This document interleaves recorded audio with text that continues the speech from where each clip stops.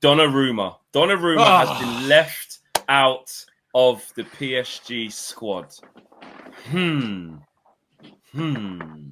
Owen, would you care to update us on him being left out? What's happened? Or is it just a case of that's the fact, that's it? He's just been left out. Those are the facts, that he's been left out of the squad for the Super Cup against Spurs on Wednesday. Fabrizio Romano did say earlier on that contract expires, of course, at the end of the season. Looks like he's not going to be offered a new one. Donnarumma's camp thinks it's unfair towards the goalkeeper that he's being treated this way. Of course, they've also just signed. Why is this happening? Do we know why? Well, they've signed a new goalkeeper as well. But why? I think the theory is a couple of things. One, expensive wages, and maybe PSG want to move away from that. Secondly, Luis Enrique plays a certain style, and despite how brilliant he was in the Champions League last season, maybe he's not that kind of keeper that Luis Enrique maybe wants. Maybe he's just getting itchy feet. For me, Fleck, and you know me, I love my goalkeepers. Goalkeeper union will always be that. I've been a big fan for a long time. Donnarumma, for me, if you're going to talk about best goalkeepers in the world, he's in the conversation. I wouldn't say he's the best, but he's in the conversation. So why did PSG want to get? They just won the Champions League with him. They did. Why? He's got 1 year left on his deal. 1 year left on his contract. Why would give him a new deal? Well, maybe he wants too much. I think they didn't. I think they don't think they wanted to up it. I don't think they wanted to up his contract more than what he's currently paying. And obviously, if he's already on 300 to 400 grand a week, I'm assuming it's somewhere around that mad ballpark. I believe it's something along the lines of. It's around 350 to 400 grand a week, I think. Are we happy with this, Man United fans? Are we hearing the type of money that's been? This is what I'm saying. I feel like according to Capology, it's £213,000 a week, which is a lot for a keeper. But we were also the same club. We are also the same club that had David De Gea on 375 a week. Yeah, which was completely wrong. That wasn't a great idea. Yeah. No, it was not. We should not use that as a ballpark. No. I mean, I've read that he's on more than that, but I mean, I don't know this. Like reports from France, England, it's blah blah blah. But I think regardless, he'd have to take a wage cut to come to United. There's no way the new Ineos structure. So if we were to pull off that, it would be convincing him to at 26. He's looking for a next big contract. Going, do you want less? We'd have to pull it out the bag in order, I think, to really convince him to join. You'll all be on bonuses and Champions League bonuses and clean sheet bonuses and everything, all of that. It would be a really complicated contract, I think, if we were to get that through over the line. James, what say you on this? Yeah, I mean, the way I'm looking at it is that you still have Onana, who's here, who's on a lot of money. You're talking about potentially having 500,000 a week going to keepers in this team for one game a week. You know, no Champions League, no Europa League, all of that. That's kind of the difficulty that you have in this. And United's approach to it was that they didn't want to buy a keeper if they still had Onana here, like another expensive keeper. They made that loan offer for Emi Martinez. I think that kind of shows the intention. Like they would have been fine taking somebody on a low risk one-time thing, see how he does. I think that in an ideal world, they would have sold by India and gotten a young keeper like Lamens, the other name we've been talking about for a long time. For Donnarumma, though, I think they might approach it the same way if we're within a chance of getting this. If you get to the end of this window, I've compared it to like the Jadon Sancho situation that we have. What are we going to have to do with Jadon Sancho? Because it's almost the same. A lot of wages, expensive player going into the final year of their contract.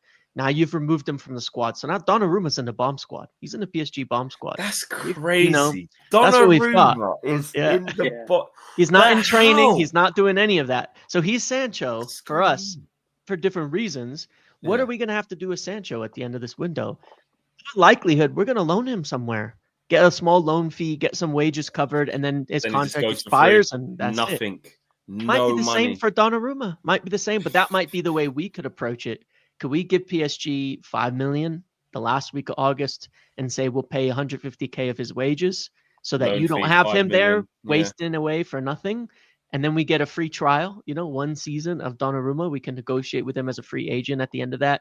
Maybe it's easier to shift another keeper next summer or something to make space if we like what he does. I think if we're going to sign him, it's going to have to be something like that, because I don't see any keeper being sold. There's nothing that appears even close on a keeper leaving right now. I don't see how. My concern is, I don't see us, like you say, James, having two like number ones here. Like that, to me, there's no way Onana and Donnarumma are both here. We and spoke about it a little bit. So sometimes you get that transition period. It did happen to Ramsdale, when Raya came in and all of a sudden he just hardly plays, and then he does go at the end of that season, because I get that. Courtois, but I think with Courtois and Czech. But with our financial situation and how limited we are, I cannot see how they can afford to pay whatever it may look like for Donnarumma. He's always going to be over 150, even, whatever it looks like, let's say 120, whatever. Yeah. I can't see how they commit to or how it's good to even commit to having Donnarumma and then saying, oh, no, yeah, you're not the guy anymore. And, and then obviously Bayindir is another one that someone has to go. And even if it's Bayindir, I still don't see how you bring in someone the stature of Donnarumma with Onana still there. The resources are drained too much, plus we're still trying to get Baleba. So for me, I think this Donnarumma one, even though it's weird, because essentially it costs a lot less than Baleba, because Baleba, 100 million deal, etc., etc. I actually think this is maybe harder to do in a weird way, because Onana, I don't think is going to go anywhere. Now, listen, things can change very quickly. They're putting up pictures of Onana doing mad saves in the top corner, been out for ages, and he's flying like a cat. Like he's playing against Arsenal. The mad thing, Flex, though, that was just for a back pass. It was weird. You know what I mean? It wasn't for a shot. Back pass that was heading towards the top corner. Yeah, but he's managed to. Technical ability's poor, and he made a dramatic save. Sums up Man United. Yeah, exactly. So I'm like, I can't see. I just can't see it. I can't see how Onana and Donnarumma stay here, both are here, and I just don't see where Onana goes at this late. I can't see it. I see Baleba more than that, if I'm honest. Yeah. You know what I mean? Yeah, I mean, it is a difficult one. And look, there's a reason why when it first came up, there's a reason why if he signs him doing a hot chip, I thought it was that unlikely that it was going to happen, literally. Yeah. Because when we first got linked to him, I was like, oh, it's bullshit. I was like, there's no way. Because again, the logic of who goes from, like I said, a Champions League final or Champions League winner, and also he was instrumental throughout all of it, you know what I mean? Against Liverpool, against Arsenal, against Aston Villa. He's brilliant, and he's achieved a lot. It's not just obviously in the Champions League. It's in obviously international level. He's a top quality keeper. He's been a top quality keeper for years. So it seems really improbable, but it won't go away, will it? It won't. It seemingly won't go away. The story, every time we think, it's not going to happen, then another development happens. So I don't know. I think I do agree with kind of what James is saying there, that, well, it ends up being a situation that has to be resolved, doesn't it? Because if you're basically saying that this new goalkeeper, I'm not very good at pronouncing his last name, was it Lucas Chevalier? Is that his name? If he's the new keeper for them, and they're saying, well, he's the new keeper, and Donnarumma's in their version of the bomb squad, he's got to do something. I mean, where's he going to go? And then options are limited, and it's a bit like, I suppose, with strikers in that regard. Like, goalkeeper's such a specialist position that only a certain amount of clubs are ever looking for a keeper at any point in time. It's not everyone's looking for a goalkeeper. A lot of them have got settled number ones, and they're not interested, right? So you look at maybe us. We could get a keeper. We want a keeper. Chelsea, you never know with them. Sanchez is shit. They got loads of goalkeepers, but none of them are any good.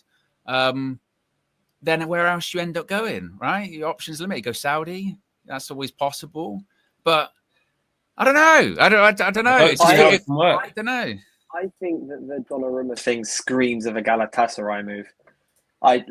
I know Fabrizio's today said his most likely destination is the Premier League.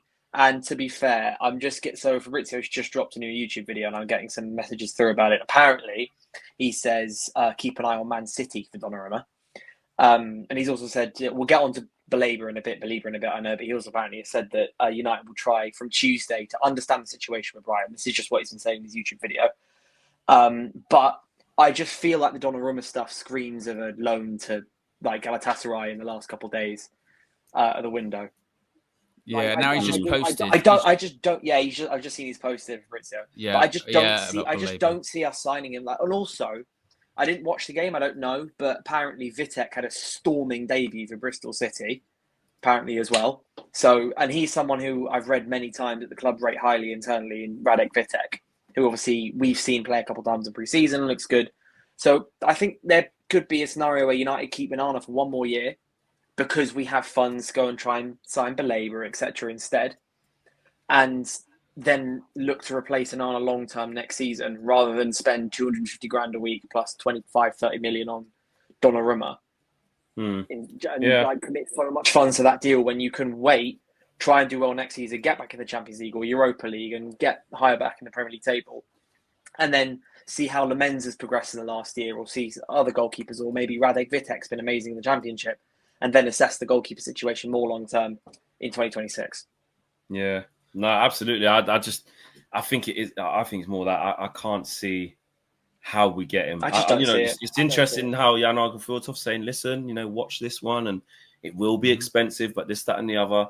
But especially because we're working out the Labour deal. Yeah, and I just don't see how there's enough, a significant enough of a departure in that area, in the goalkeeper department. I'm also not a huge fan of it anyway. You're not a huge fan of having Donnarumma? That might be, but I wouldn't be massively excited about it because as much as he's been amazing in the Champions League, I have seen other analysts be like, he's been a bit up and down in the league, like over a consistent season, which is what we're having the issue with at the moment now. Is our goalkeeper's been so up and down across league form. Like he's been amazing at points. He was he had the most clean sheets when we hit November or something. Well, I know Owen's not having any of this because he's straight world class. What's going on? Donnarumma is amazing. What's happening here? Apparently, he's not as necessarily as fantastic. Just reading off HTO apparently. Well, you guys know HTO from the overlap. Yeah. Fantastic guy. He's not sold on him, which definitely is a bit of a H is really sold on Sesko, which is basically driving all my hope for Sesko because I wasn't massively sold on it.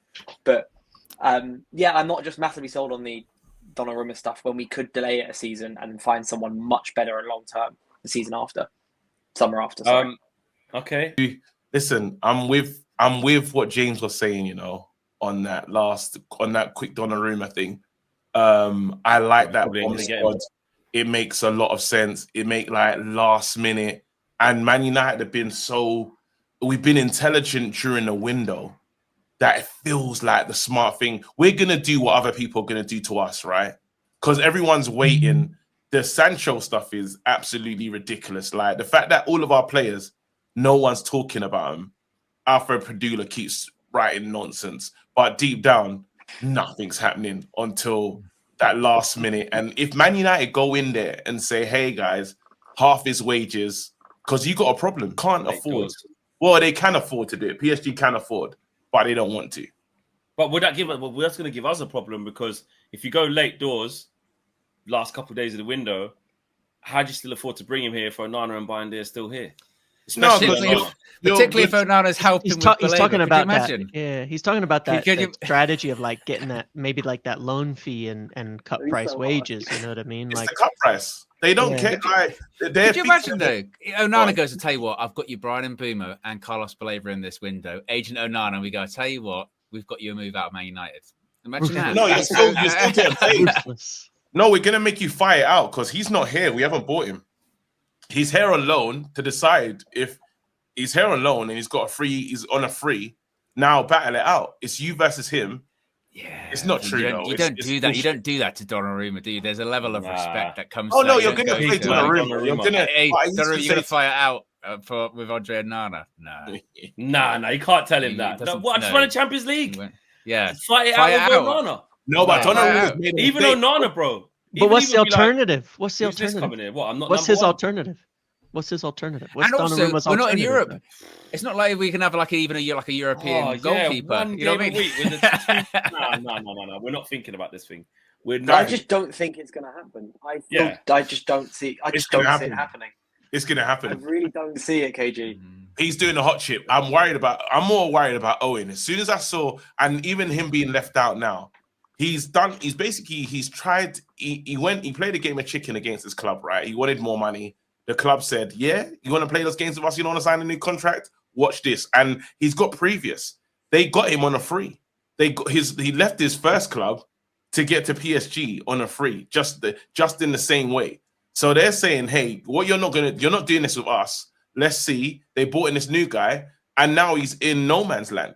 So he's almost what's the one up shit's creek without a paddle, something like that? Is that the term? That's exactly what he is.